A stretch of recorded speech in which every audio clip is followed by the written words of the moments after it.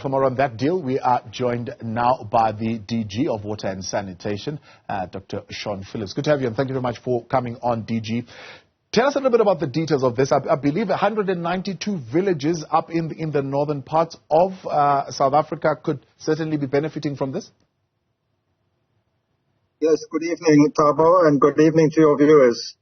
The whole of the Musina area has a shortage of treated water, and as a result of that, there are quite frequent disruptions in water supply.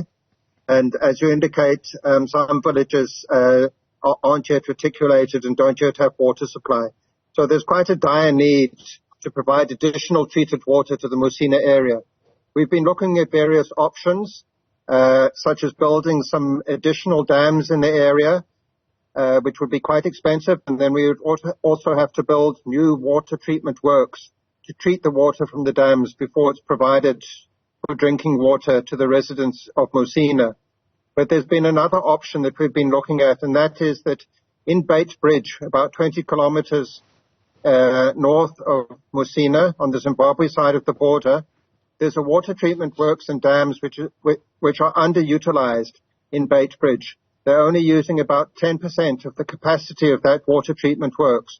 So it's a win-win situation for the two countries. We've agreed in principle that we will do detailed designs for a pipeline to be constructed from that water treatment works in Beitbridge to Musina with some pumping stations so that Zimbabwe can sell the excess treated water that it can produce at that wastewater treatment works to the Bambi District Municipality to provide it to the residents of Musina, and that's the most cost-effective solution to providing additional water to the residents of Musina in the medium term, and that will therefore make it more affordable in terms of the tariffs that the residents of Musina and businesses in Musina will need to pay for the water. As you put it, that commodity is self-financed, so you don't go into the coffers and take tax money. People use water, they pay for it as per how they use it. But the big question is, who is going to build the pipeline, and who will own that infrastructure, and who will have control over that infrastructure? So those are some of the details that we're going to be working out with our counterparts in Zimbabwe. The agreement that we've signed is an agreement in principle. The Cabinet of Zimbabwe has agreed that in principle that Zimbabwe can sell treated water that's not required in Beitbridge from that water treatment works to South Africa. We've appointed an implementing agent to assist us with the implementation of the project. That's the Development Bank of Southern Africa. They've appointed the Zimbabwean National Water Agency to assist them as their implementing agent. These two agencies are going to work together and do the detailed designs for their pipeline, which also has to cross over the Limpopo River, and for the pumping stations. Once the detailed designs have been done, we will then know what the costs are. And then particularly the Development Bank of Southern Africa will help us to develop the financing model for the project, which is likely to be a blended finance model with some contribution from us using our infrastructure grants to the Bambi District Municipality from our regional bulk infrastructure grant, and loan finance from development finance institutions such as the Development Bank, and perhaps also some private sector finance raised on the markets.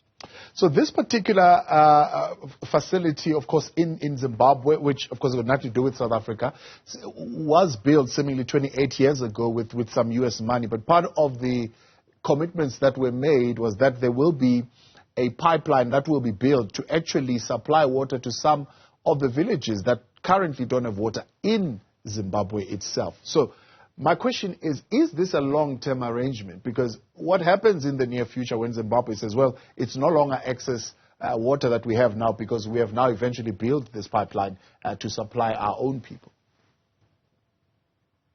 It is going to be a long-term arrangement where there's going to have to be a long-term supply agreement reached between Bambi District Municipality and the Zimbabwe authorities who own the water treatment works.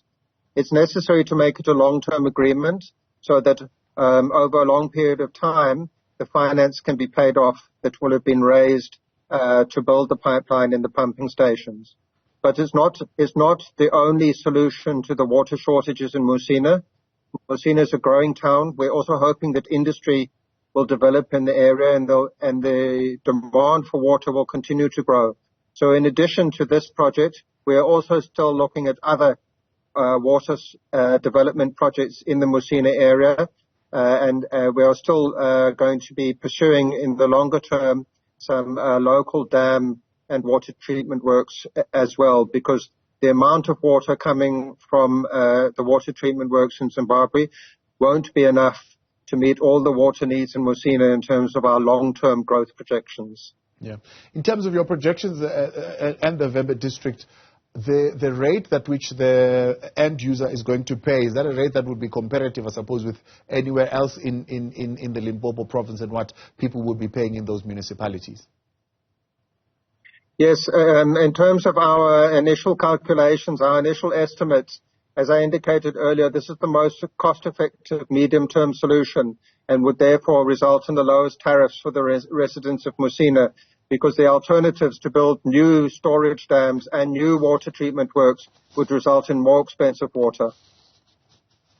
And then as far as, of course, the other finer details of it in terms of the Vembe district municipality, I mean, we are seeing from experience, right, in other parts of South Africa where there are water challenges.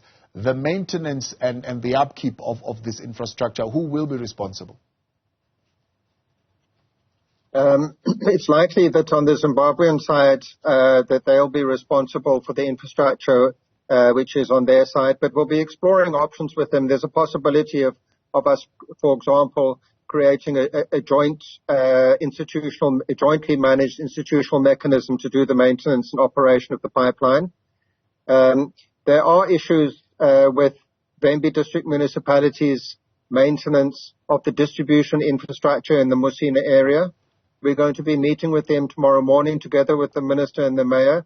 We've been engaging for some time with them about the need to improve their maintenance of the existing distribution infrastructure in Musina.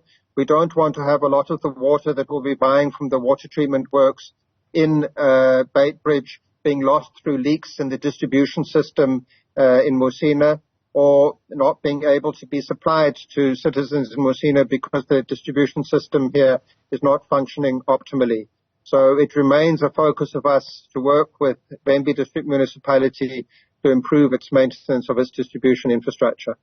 I imagine this is, of course, part of the larger mission in government to invest in infrastructure to create jobs and to grow the economy. What's the degree of localization here? Because I'm sure many South Africans will say, how many South Africans are going to be hired in the building of this pipeline? Well, most of the pipeline will be built in Zimbabwe. Most of the actual pipeline, some of the pump stations will be built in Zimbabwe, but most of the pipeline will be built in South Africa. So in accordance with our normal procurement requirements, there will be opportunities for local participation by contractors from this area. DG, appreciate your time. Thank you very much for coming on and for sharing more information there with us. Dr. Phillips, Director General in the Department of Water and Sanitation.